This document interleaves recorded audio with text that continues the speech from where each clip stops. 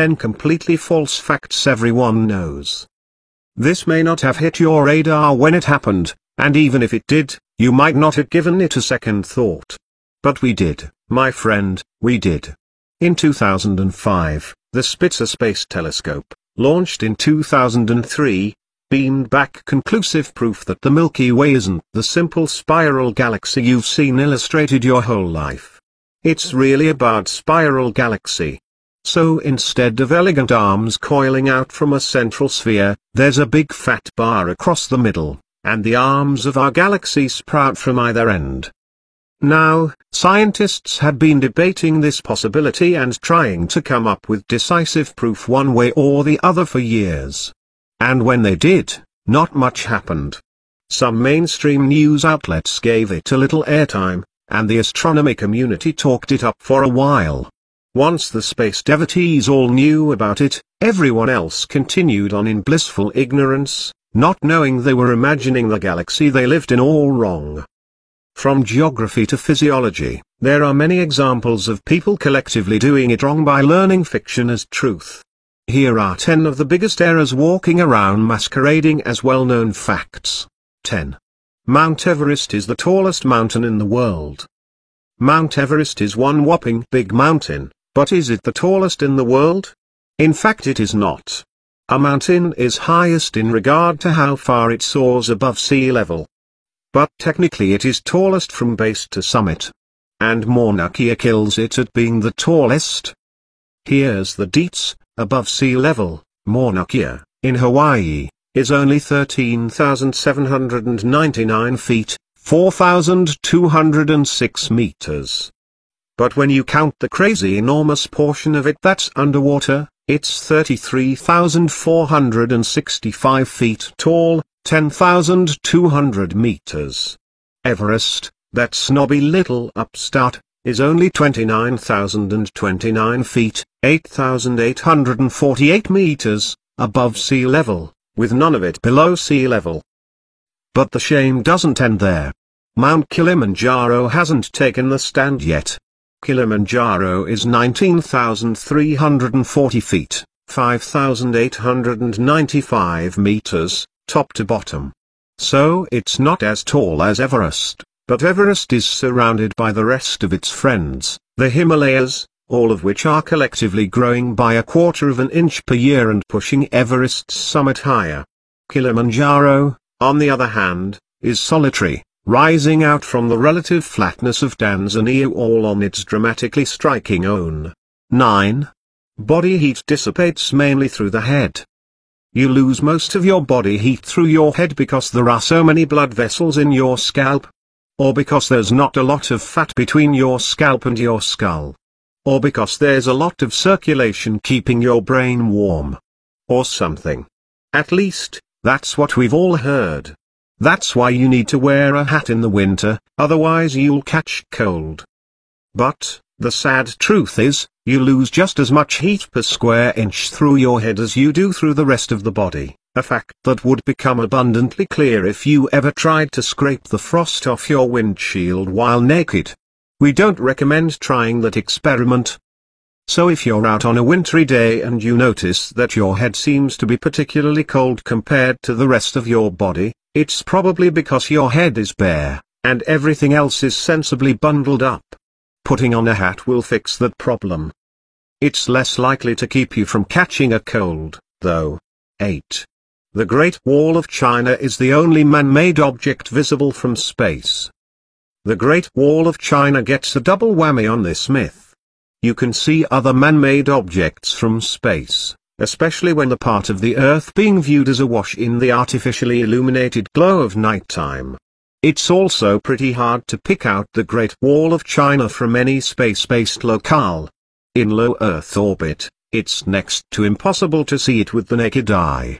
Even with a fairly hefty camera lens, it's still challenging to tell if you're looking at the Great Wall or not. There are a couple of reasons this pseudo-fact is so far-flung.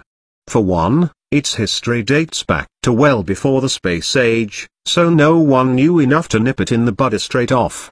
And for another, the Great Wall of China is, well, a giant wall. Being hundreds of miles long, it's understandable people would assume it sticks out like a sore thumb from space. Yes, the Great Wall of China is very, very long. It's also built from rocks collected from all over the local landscape, in other words, ones that are usually the same color as the wall itself. So unless China decides to give the wall a makeover and paint it hot pink, it's going to remain fairly hard to spot from space. The view from the space station. So what can astronauts see out the windows of the space station? Quite a bit, actually. Cities light up like spider webs at night, of course, but even during the day lots of stuff is visible. Bridges, dams, airports and major highways are among the structures seen by spacemen as they shoot across the sky, far above the pitiful, land-bound mortals on Earth. 7. Glass is a slow-moving liquid. You may have lived for field trips as a kid, looking forward to a whole day of out-of-school fun and exploring. That is, until you got started on a tour of some musty building that seemed, well, boring. Not even the tour guide's explanation of how the glass in the wavy, uneven window panes has slowly flowed downward over time could keep your attention. Liquid window panes? Number. Rather than their magical sounding, slow drip of centuries, the reason old glass windows aren't perfectly even and clear is because of how they were made. Until the early mid-1800s, most window glass was made using a process called the crown method. The glass was blown, flattened, heated and spun, yielding a sheet that was relatively cheap to produce. It was also rippled and thicker in some places than in others. In other words, the windows looked that way when they were installed, and they look that way now. No downhill liquid flow is involved. And if you're really wondering, glass is an amorphous solid. Learn more about it in What Makes Glass Transparent. 6. Mother birds will abandon babies if you touch them. You're out in the yard and you see a distressing sight. A baby bird is floundering around on the ground, looking like it's desperate to get in the air, but it can't despite all its efforts. Suddenly, out of your peripherals, you spot a cat readying for a pounce. Say kerblur. You rush over to scoop up the little bundle of feathers, take it into the house, and try to remember how to assemble a shoebox nest to serve as a habitat for your precious little find. You'll raise it yourself until it's ready to fly. While this is wrong on several levels, it's not because you touched the bird. Baby birds usually don't leave the nest until they're ready, or at least ready-ish, to fly. But, just like how well you drove during your very first driving lesson, they typically stink at flying at first. So needless to say, they suffer a few false starts and end up on the ground, whining like a teenager who wants the keys but hasn't completely got the hang of which is the gas and which is the brake. But that doesn't mean the fledglings' parents aren't supervising their offspring. They're probably in a nearby tree, shuddering as their little dunce forgets all the lessons they taught it. And if you leave the baby bird alone, chances are they'll be the soon to smack it upside the head and tell it to pay more attention during the next round of flying lessons.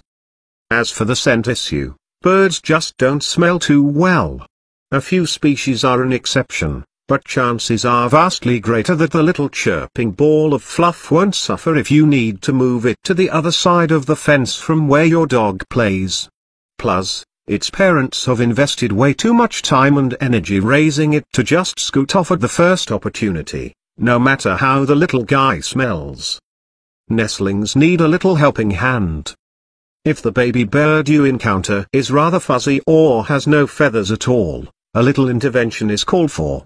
Scoop it back up into its nest. Mom and Dad won't care, or likely even notice, if their offspring has a little odor human on it. Read more in How to Rescue a Baby Bird. 5. Different parts of your tongue detect different tastes. Lots of people think different parts of the tongue are fine-tuned to detect different tastes. The tip of the tongue is where you get your cupcake on, the sides are where the salty taste really hits home, bitters in the back, and in between is the sour zone. This fact was the prevailing notion for a very long time. It has persisted in spite of millions of kids in health class insisting that the wooden spoon just tastes like wooden spoon, no matter how they lick it. More recently, however, we've found out that the whole zones theory was pretty much baloney. That would be the umami talking.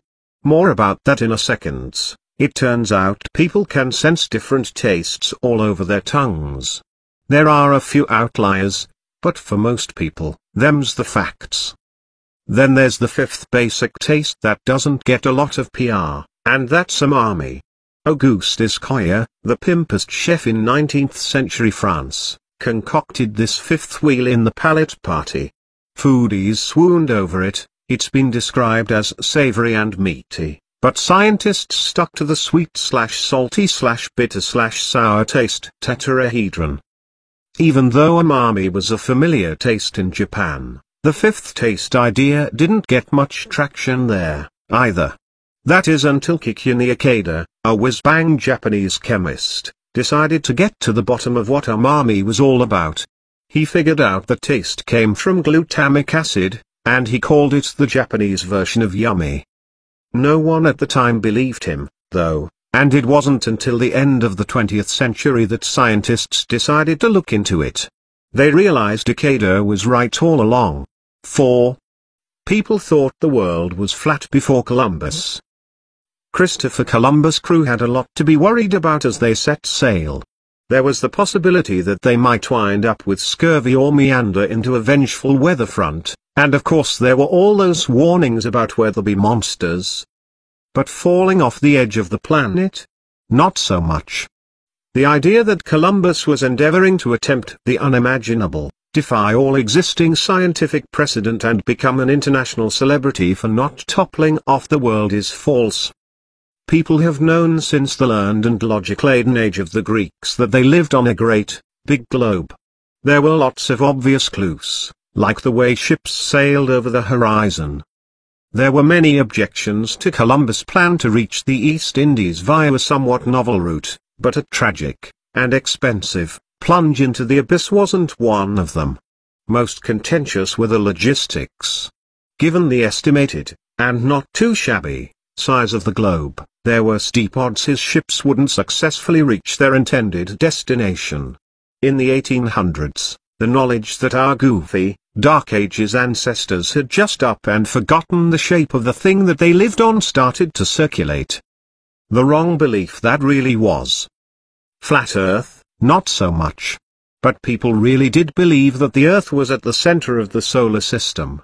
Physicists, mathematicians and astronomers thought up all kinds of complicated equations to explain why planets moved through the sky in a way that made no sense if they were orbiting Earth. Realizing that the planets orbited the Sun solved that problem. 3. Deoxygenated blood is blue. Everybody has veins snaking up and down their bodies, and those veins are blue. So it stands to reason that whatever magical and mysterious substance courses through those veins, alright, fine, it's just boring, old blood, is, as a matter of course, blue. But no. Once your blood has stopped by the bank, your lungs, and picked up a withdrawal of cash monies, oxygen, it's flush with greenbacks, bright red blood. Once it's spent a night on the town, circulated through your body, it returns with a massive hangover, the blood has turned dark red, and it goes to curl up on the couch, take another pass through the heart.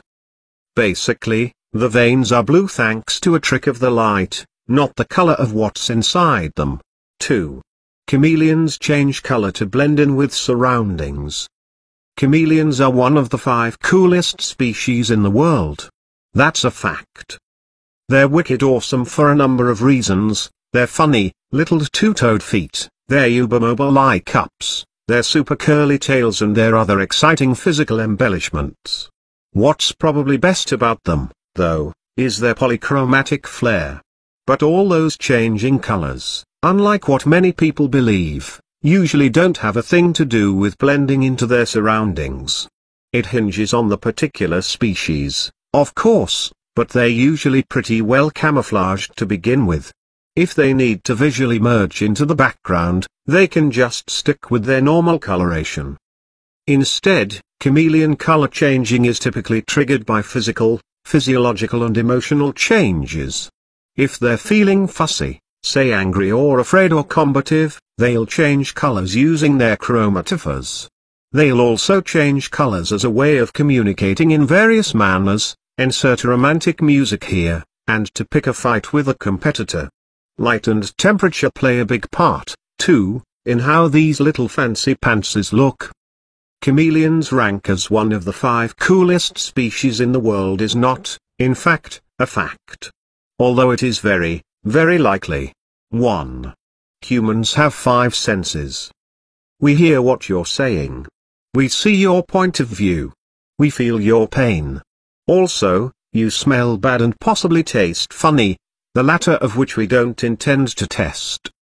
But if you believe these are the only 5 ways you can detect information about your environment or alterations to your person, we're going to punch you in the face. There. Boom. You will feel it thanks to nociception, the ability to sense pain. There are lots more, too, although the lists vary and the final number of senses tally is in great dispute. There are several boring ones that your body does without you knowing it. So let's skip those. More interesting is proprioception, which helps you pass the close your eyes and touch your nose test. Basically, it's what lets 2 parts of your body connect without visual confirmation. If you're, successfully, rubbing your eyes in disbelief, you used proprioception to do it. If you accidentally smacked yourself in the forehead instead, you experienced a proprioception fail. Apart from those, hunger and thirst can count according to some, as can feelings of hot and cold. Itch, interestingly, is apparently independent from both touch and pain. It's annoying on so many levels. Thanks for watching.